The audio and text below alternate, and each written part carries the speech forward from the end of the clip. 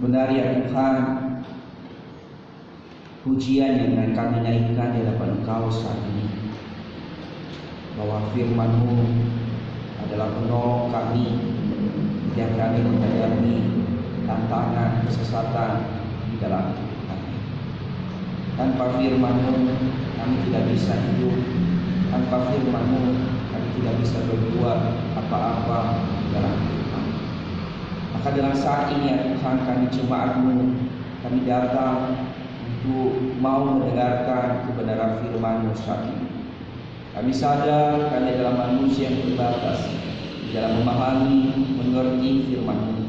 Untuk itu kami mohon Roh Kudus-Mu Tuhan, mengurapi setiap kami, mengurapi setiap hati kami, membuka hati kami, membuka pikiran kami, memberi kami hati yang mau menerima firman-Mu. Tuhan, tolong kami, bantu kami saat ini, agar kami konsentrasi yang baik di dalam belajar kebenaran firman-Mu. Berkati seluruh jemaat yang hadir saat ini ya Tuhan, dan mereka dapat membuka hati untuk menerima sabda Tuhan saat ini. Berkati juga Tuhan untuk hamba-Mu yang terbatas dalam berkata-kata di dalam menyampaikan firman-Mu pagi hari ini. Mohon hikmat dari Tuhan sehingga hamba-Mu dapat menyampaikan firman ini sesuai seturut dengan kehendak-Mu ya Tuhan. Kami serahkan waktu pemberitaan firman ini ya Tuhan, dari awal pertengahan hingga akhirnya, biarlah kuasa-Mu dan kehendak-Mu yang jadi, janganlah kehendak kami. Di dalam nama Tuhan Yesus, Juru Selamat kami hidup, kami telah berdoa dan mengucap syukur. Amin.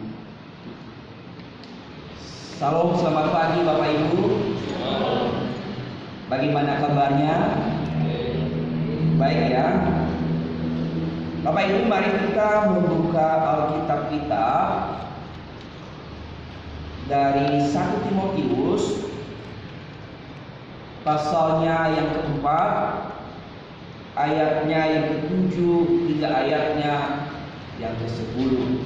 Sekali lagi saya mengajak kita membuka Alkitab kita dari 1 Timotius pasalnya yang keempat, ayatnya yang ke-7 hingga ayatnya yang ke-10. Jika sudah menemukan, mari kita baca firman Tuhan ini Bapak Ibu secara bersama-sama, karena hanya cuma 3 ayat ya. Mari kita baca secara bersama-sama dengan pelan-pelan, tak usah berlomba-lomba untuk membacanya ya. Mari kita menyimak dengan baik. 1, 2, 3. Tetapi jauhilah rahayu dan dongeng nenek tua. Latihan ilmu beribadah. Latihan badani terbatas senangnya, tetapi ibadah itu berguna dalam segala hal, karena mengandung janji, baik untuk hidup ini maupun untuk hidup yang akan datang. Perkataan ini benar dan patut diterima sepenuhnya. Itulah sebabnya kita berterima kasih dan berjuang, karena kita menaruh harapan kita kepada Allah yang hidup, Juru Selamat semua manusia, terutama mereka yang percaya. Sekali lagi saya akan bacakan firman Tuhan ini kepada kita, khususnya di dalam ayat yang ke-7 dan ayatnya yang ke-8.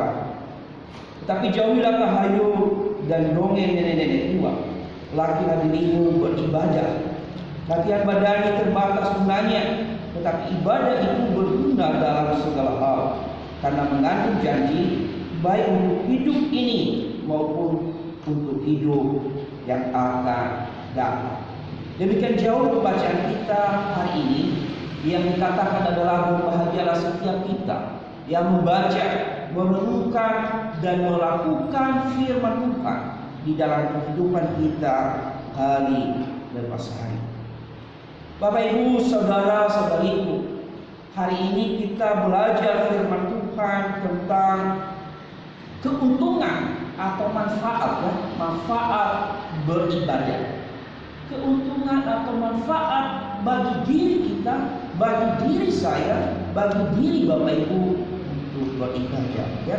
Kalau di dalam bahasa Inggrisnya the benefits of worship. Jadi keuntungan, manfaat untuk beribadah? Apa sih keuntungan bagi saya ketika saya beribadah? Apa sih manfaat dan keuntungan bagi Bapak Ibu di dalam beribadah?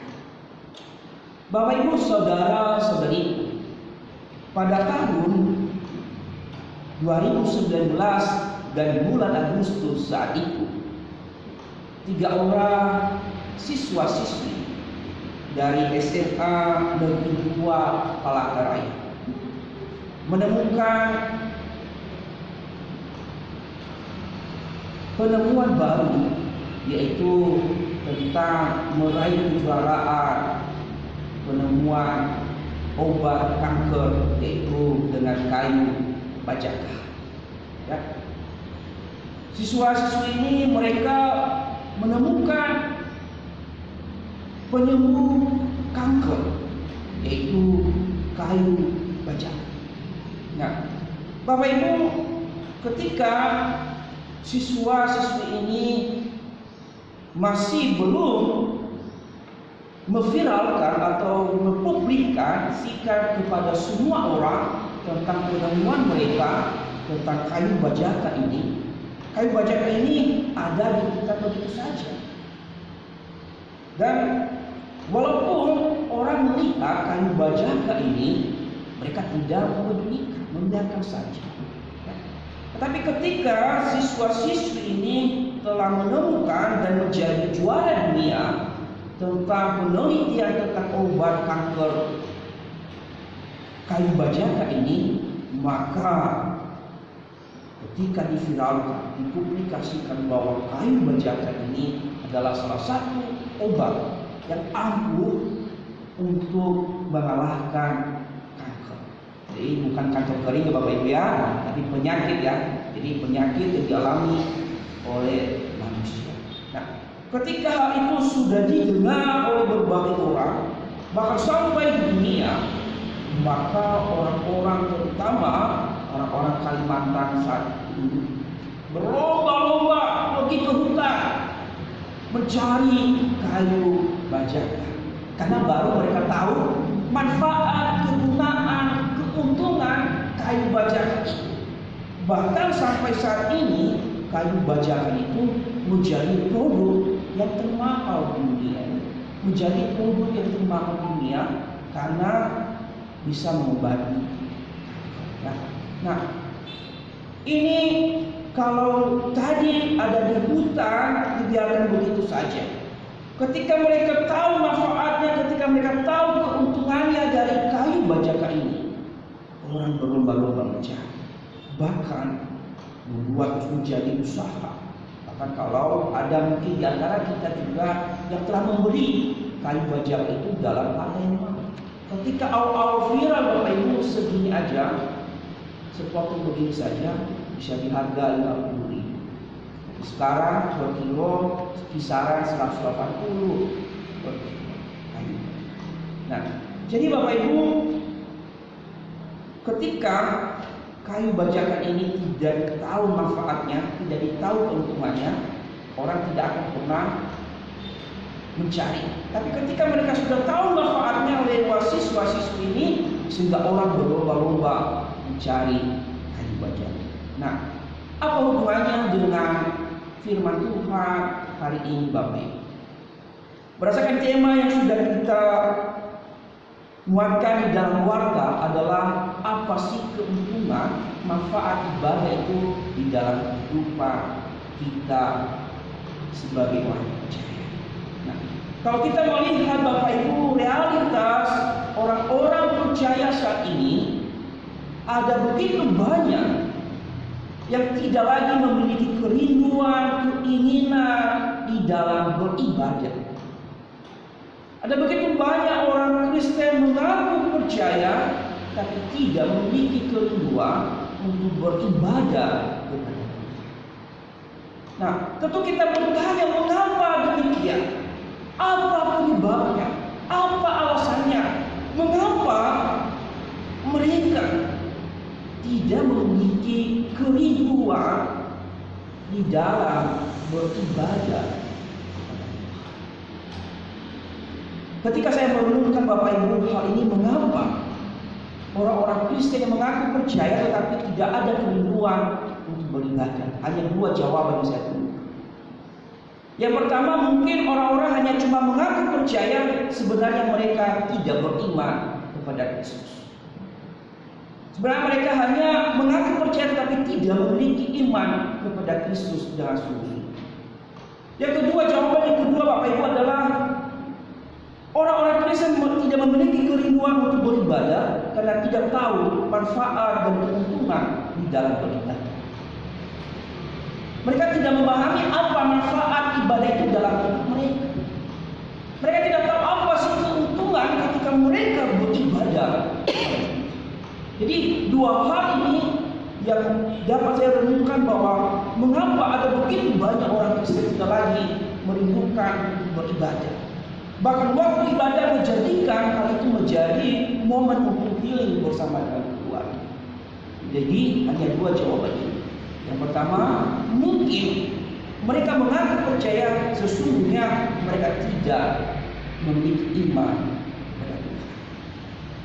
Mereka mengaku percaya tetapi mereka tidak memahami, mengerti apa manfaat ibadah itu di dalam kehidupan mereka, sehingga mereka ketika beribadah merasakan kekosongan karena tidak ada kesungguhan hati di dalam beribadah. Jadi Bapak Ibu, di dalam firman Tuhan hari ini kita belajar memahami apa keuntungan manfaat ibadah itu di dalam kehidupan kita sebagai orang percaya. Paulus dengan jelas-jelas menjelaskan dengan begitu jelas bahwa manfaat ibadah di dalam kehidupan orang-orang yang mengaku percaya kepada Kristus.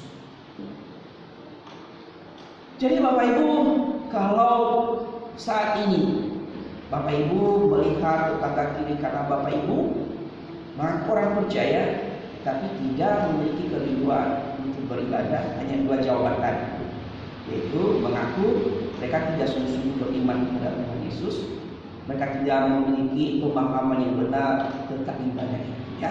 Maka dari itu hari ini kita belajar supaya kita juga tidak mengikuti mereka, ya.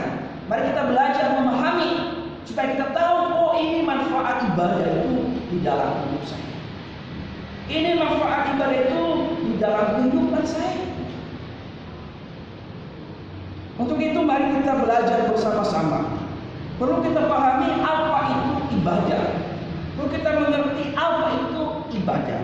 Kalau kita melihat di dalam Kamus Besar Bahasa Indonesia, Bapak Ibu, tentang kata ibadah ini, di sana dikatakan bahwa ibadah adalah perbuatan untuk menyatakan bakti kepada Allah yang didasari ketaatan, mengerjakan perintahnya dan menjauhi larangannya.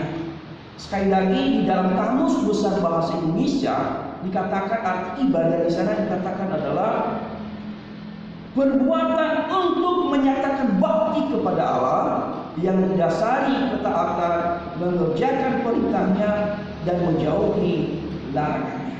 Itu arti ibadah di dalam Kamus Besar Bahasa Indonesia. Nah, di dalam bahasa Yunani Bapak Ibu yang dipakai Paulus di dalam konteks 1 Timotius 4 ayat 7 dan ayat 8 ini adalah di dalam bahasa Yunani dipakai kata eusebeia. Eusebeia ini artinya bahwa berbicara tentang kesalehan, berbicara tentang kesucian, berbicara tentang kekudusan hidup. Sekali lagi, yang dibahas oleh Paulus di dalam konteks ini adalah eusebeia, berbicara tentang kekudusan hidup, kesalehan hidup, dan kesucian hidup. Itu arti di dalam bahasa Yunani-nya. Kalau kita melihat di dalam bahasa Inggris, Alkitab bahasa Inggris di dalam King James Version dikatakan di sana godliness dan holiness. Artinya bahwa berbicara tentang kesalehan hidup dan juga kesucian hidup, ya. Itu yang dikatakan tentang ibadah di sini. Nah, jadi dari arti dan makna ini yang sudah kita dapatkan, kita bisa memahami apa itu ibadah yang sesungguhnya. Apa itu arti ibadah? Artinya bahwa ibadah itu berbicara tentang kehidupan yang saleh, kehidupan yang kudus, kehidupan yang suci, yang berkenan kepada Allah. Itu tentang ibadah. Itu ibadah, Bapak Ibu.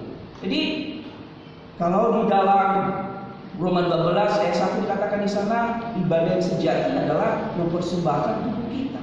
Tentu dalam tubuh, dalam hal ini adalah tubuh yang kudus, tubuh yang saleh, tubuh yang suci. Itu baru berkenan kepada Tuhan. Itulah ibadah kita yang sejati. Nah, jadi Bapak Ibu, itu kalau kita sudah memahami tentang arti ibadah, sehingga kita bisa memahami, oh, ini yang dimaksud tentang ibadah ini. Nah, di dalam berdasarkan Timotius 4 ayat yang ke-7 sampai ke-10, kita dapat mengetahui dengan jelas apa sih manfaat ibadah. Apa keuntungan ibadah itu? Apa keuntungan Bapak Ibu ada di sini? Apa keuntungan saya berada di sini untuk beribadah setiap hari Minggu? Mari kita perhatikan Bapak Ibu di dalam pembacaan kita hari ini, bahwa dikatakan di sana di dalam ayatnya yang ke-8 bagian A. Kita mulai dari ayat yang ke-7 bagian B dan hingga ayatnya yang ke-8 bagian A. Di sana dikatakan oleh Rasul Paulus, latihlah dirimu beribadah. Ini adalah merupakan kata perintah. Latihan badani terbatas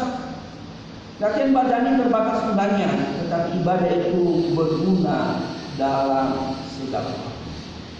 Jadi di sini kita memahami bahwa ibadah itu berguna dalam segala hal. Nah, Paulus menegaskan hal ini bahwa ibadah itu berguna dalam segala hal. Artinya tidak terbatas. Artinya ini adalah luas tentang manfaat keuntungan ibadah di dalam diri kita. Jadi Bapak Ibu, kalau kita memperhatikan 1 Timotius pasal 4 ini berbicara tentang bagaimana Paulus menasihati, mendorong Timotius di dalam melatih diri untuk terus beribadah kepada Tuhan, untuk menghadapi ajaran-ajaran palsu yang ada di jemaat Efesus saat ini. Jadi Rasul Paulus mengingatkan Timotius untuk terus-menerus melatih diri untuk beribadah kepada Tuhan. Karena ibadah ini berguna di dalam menghadapi pengajaran palsu yang ada di dalam jemaat Efesus saat ini. Jadi di dalam konsep ini, di dalam konteks ini, Paulus mengingatkan tentang kesalehan hidup Timotius, kesucian hidup Timotius, kekudusan hidup Timotius di dalam Tuhan, di dalam melayani jemaat yang dipercayakan Paulus kepada Timotius. Jadi Bapak Ibu, ibadah di sini kita bisa memahami bahwa ibadah ini berguna untuk melawan tipuan iblis. Ibadah berguna untuk melawan, mengalahkan ajaran-ajaran yang tidak sesuai dengan kebenaran Injil saat ini. Itu keuntungan ibadah. Itu keuntungan Timotius harus melatih diri untuk beribadah. Ibadah berguna untuk menolong Timotius untuk kuat menghadapi segala tantangan, segala rintangan di dalam jemaat Efesus. Ibadah memberikan pemahaman pengertian yang benar tentang Allah kepada Timotius. Itu manfaat ibadah. Dan banyak hal, karena dikatakan bahwa ibadah itu berguna dalam segala hal. Artinya bahwa tidak dibatasi oleh 1, 2, 3, tapi ibadah itu berguna di dalam segala aspek kehidupan kita sebagai orang percaya.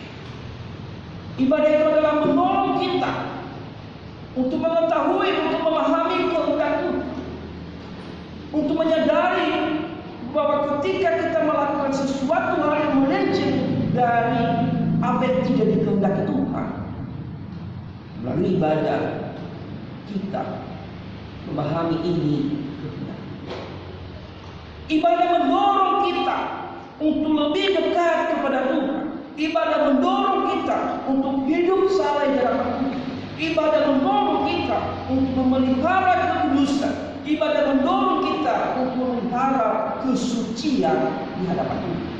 Karena itu yang diperintahkan oleh Tuhan, supaya kita orang-orang percaya ini hidup berkenan bagi Tuhan. Hidup berkenan bagi Tuhan. Jadi Bapak Ibu, ibadah sangat bermanfaat, sangat memberikan keuntungan bagi kehidupan kita, orang-orang yang beriman, yang percaya kepada Tuhan. Maka dalam hal ini, hari ini kita diingatkan oleh kebenaran firman Tuhan bahwa ibadah itu adalah hal yang tidak boleh dipisahkan dari kehidupan orang-orang percaya. Karena ibadah itu adalah membawa kita untuk lebih berkenan kepada Tuhan, membawa kita untuk lebih hidup menyenangkan hati Tuhan. Jadi jikalau selama ini kita tidak memahami, tidak mengerti apa manfaat ibadah, apa keuntungan ibadah bagi setiap kita orang-orang percaya, maka hal itu tadi yang terjadi. Tidak ada kerinduan untuk beribadah, tidak ada keinginan untuk beribadah, karena tidak memiliki pemahaman yang benar tentang manfaat dan keuntungan ibadah itu bagi diri sendiri. Tapi saya percaya jemaat Roti Hidup sudah mengerti dan memahami manfaat ibadah dalam hidupnya ya. Amin. Amin. Buktinya ada yang hadir saat ini. Kalau tidak mengerti, berarti mereka tidak akan pernah ikut ibadah ya. Nah, jadi Bapak Ibu ingat bahwa manfaat ibadah, manfaat atau keuntungan kita beribadah kepada Tuhan adalah berguna di dalam segala hal, berguna di dalam segala aspek kehidupan kita. Mungkin ketika kita mengalami penderitaan, mengalami kesusahan, kita dalam keadaan sedih, ketika kita sudah beribadah, firman Tuhan yang sudah kita dengar, renungan yang sudah kita baca, mengingatkan kita, oh jangan bersedih, ada penghiburan, ada kekuatan bagi setiap kita. Jadi Bapak Ibu, mari kita sungguh-sungguh di dalam beribadah kepada Tuhan. Mari kita memiliki kerinduan, keinginan yang terus menerus. Kata Rasul, kita harus melatih diri kita. Artinya kita harus mendisiplin diri kita untuk beribadah kepada Tuhan. Tanpa disiplin rohani, kita tidak bisa memahami, mengerti kehendak Tuhan. Kita tidak bisa hidup menyenangkan hati Tuhan. Kita tidak bisa hidup saleh, hidup kudus di hadapan Tuhan. Karena ibadah itu memberikan pencerahan kepada kita, memberikan kita pemahaman, pengertian tentang apa yang Tuhan mau, apa yang Tuhan kehendaki kita lakukan di dalam hidup. Itu manfaat ibadah. Makanya Bapak Ibu, kita tidak boleh bermain-main ketika kita beribadah. Kita tidak boleh sambil ibadah sambil main game. Kita tidak boleh beribadah sambil tidur di bangku. Itu tidak menunjukkan bahwa kita memiliki kerinduan hati, kesungguhan hati di dalam beribadah. Ingat bahwa tujuan kita beribadah adalah untuk menyenangkan hati Tuhan. untuk menghormati Tuhan, bukan mencari kepuasan diri kita. Jadi Bapak Ibu, firman Tuhan hari ini begitu keras mengingatkan kita bahwa kita tidak boleh main-main di dalam beribadah. Ketika kita main-main di dalam beribadah, kita tidak bisa mendapatkan keuntungan, kita tidak bisa mendapatkan manfaat ibadah yang kita jalani hari ini. Ketika kita kelewat kebenaran firman Tuhan disampaikan hari ini, memang ada tubuh kita di sini lalu keluar dari gereja, tidak ada mendapat apa-apa, artinya tidak mendapatkan keuntungan. Makanya Bapak Ibu, setiap ibadah, apapun ibadahmu, setiap kali ada pertemuan, usahakan dapatkan sesuatu. Jangan pulang dengan tangan yang kosong. Jangan pulang dengan hati yang hampa. Usahakan di dalam setiap ibadah ada satu hal yang Bapak Ibu dapatkan untuk manfaatkan, untuk gunakan di dalam menghadapi segala hal, di dalam menghadapi segala tantangan di dalam kehidupan. Karena ibadah itu dikatakan berguna di dalam segala hal. Tidak hanya untuk mengobati kanker. Kalau tadi kayu bajata hanya mengobati kanker, tapi ibadah ini universal, ya, semuanya yang bisa mengobati. Ketika hatimu galau, ketika hatimu galau, ingat firman Tuhan, Dia akan memberikan kehidupan. Bayangkan jika engkau tidak beribadah. Bayangkan jika Bapak Ibu tidak pernah mendengarkan firman Tuhan. Bayangkan jika Bapak Ibu tidak pernah membaca renungan. Sehingga ketika ada cobaan, langsung tidak ada benteng, tidak ada pelindung, tidak ada pengobatnya. Tapi ketika kita sudah beribadah, mendengarkan firman Tuhan, ketika kita memarah karena kesal melihat pasangan kita atau kesal melihat anak kita, firman Tuhan kita mengingatkan, ada firman Tuhan mengatakan, janganlah marah, karena kemarahan hanya mengerjakan kejahatan. Itu keuntungan Bapak Ibu. Coba bayangkan kalau nggak pernah baca Alkitab, tidak ada yang menegur, tidak ada yang mengingatkan. Bayangkan ketika tidak beribadah sama sekali. Tidakkah itu membawa kita lebih jauh lagi melakukan dosa, membawa kita lebih lagi tidak hidup saleh, tidak hidup kudus di hadapan Tuhan. Makanya Bapak Ibu, jangan pernah tinggalkan pertemuan, jangan pernah tinggalkan ibadah. Mengapa ada begitu banyak orang Kristen saat ini kalau kita melihat di dalam berita-berita, justru banyak melakukan hal-hal yang tidak berkenan. Itu tadi hanya dua jawaban. Karena mereka hanya cuma beriman di bibir saja, tetapi sesungguhnya mereka tidak beriman kepada Kristus. Tapi karena mereka tidak memahami apa manfaat ibadah dalam hidup mereka, sehingga mereka melakukan sembarangan di dalam kehidupan.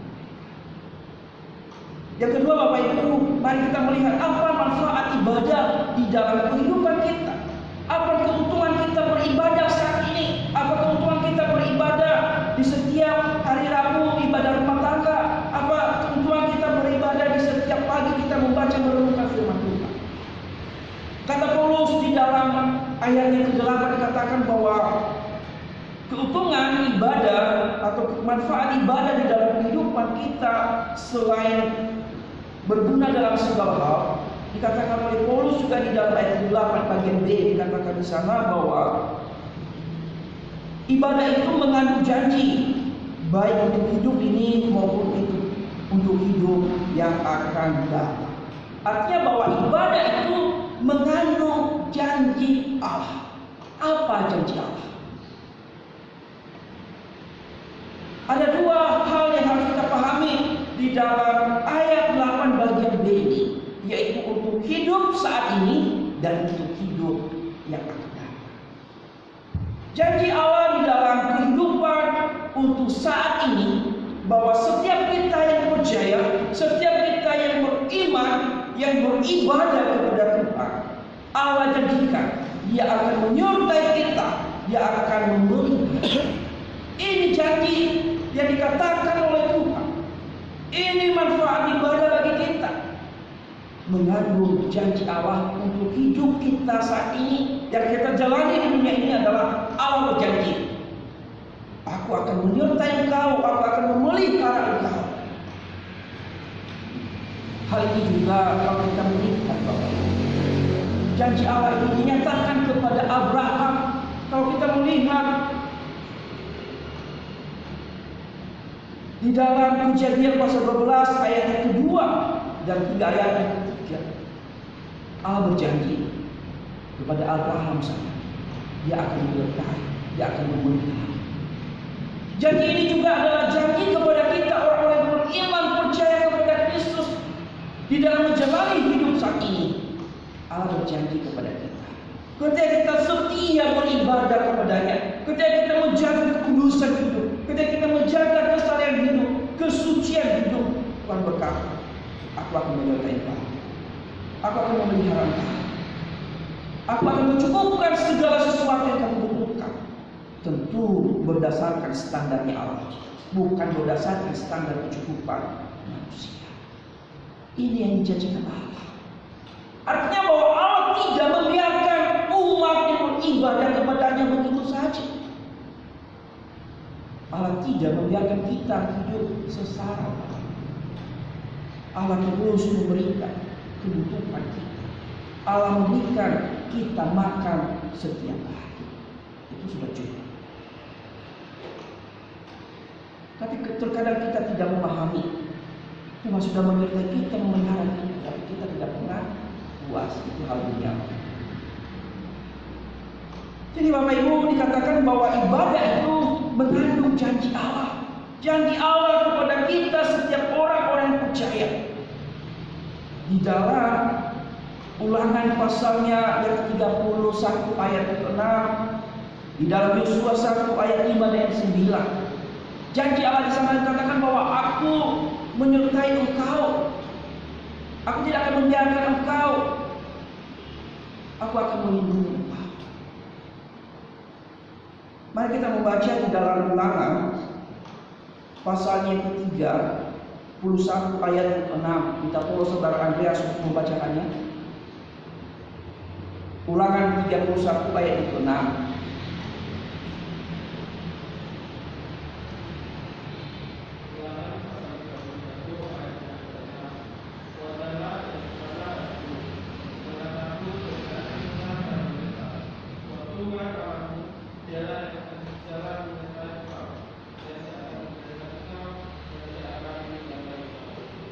Ini adalah salah satu janji Bapak Ibu.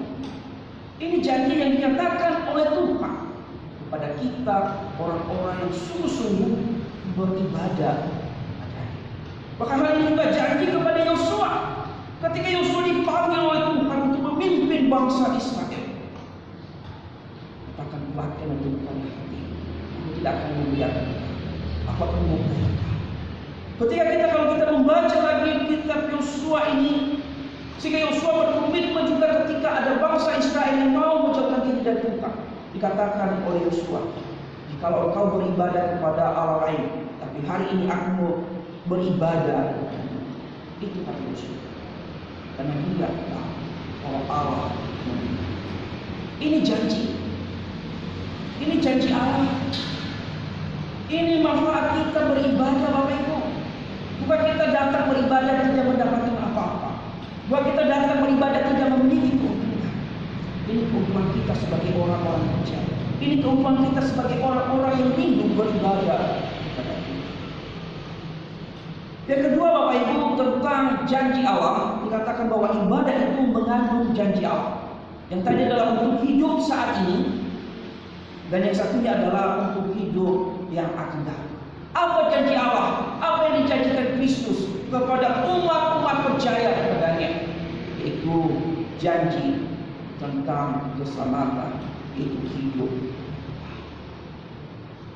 Janji tentang keselamatan, yaitu hidup yang kekal. Setiap kita yang beribadah, yang hidup di dalam kekudusan, yang hidup di dalam melakukan firman Tuhan, yang hidup di dalam ketetapan Allah, Yesus berjanji Dia akan memberikan kita hidup yang kekal. Dia akan menyelamatkan kita. Kalau kita memperhatikan di dalam Yohanes pasal 3 ayat 16, ini adalah salah satu janji bagi setiap kita, orang-orang yang percaya kepada Kristus, yang tetap menjaga kekudusan hidup, yang tetap menjaga kesalehan hidup, menjaga kedekatan kita dengan Dia. Dalam Yohanes pasal 3 ayat 16, inilah janji kalau setiap orang yang percaya kepadanya tidak akan binasa, melainkan beroleh hidup. Jadi Bapak Ibu, kita tidak boleh melalaikan ibadah. Tidak. Kita diingatkan hari ini, kita tidak boleh bermain-main di dalam beribadah. Bahkan hal ini Rasul Paulus menegaskan Bapak Ibu bahwa ibadah itu penting, bahwa ibadah itu adalah hal yang tidak boleh dipisahkan di dalam kehidupan kita orang percaya. Kalau kita melihat di dalam ayat yang ke-9 ayat 10 katakan oleh Paulus, hanyalah benar dan patut dipercayai.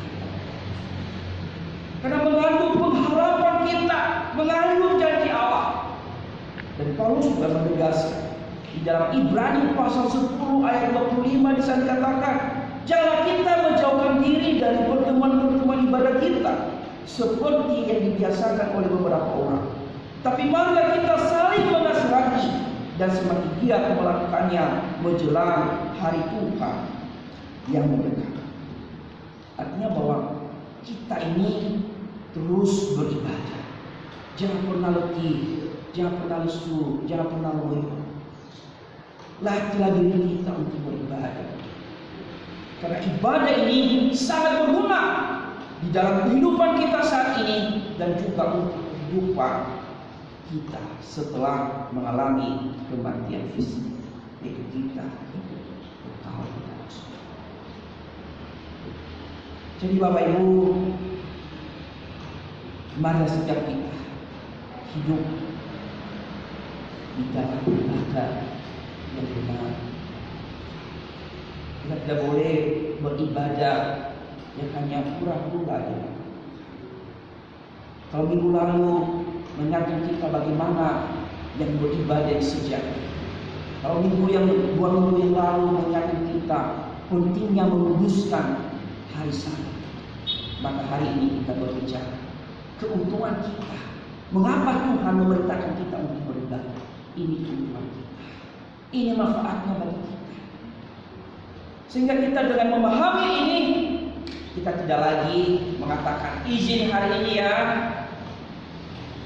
izin hari Rabu ya untuk kita beribadah. Ketika kita sudah memahami keuntungan beribadah, tidak ada lagi kata izin, tidak ada lagi kata menunda untuk beribadah.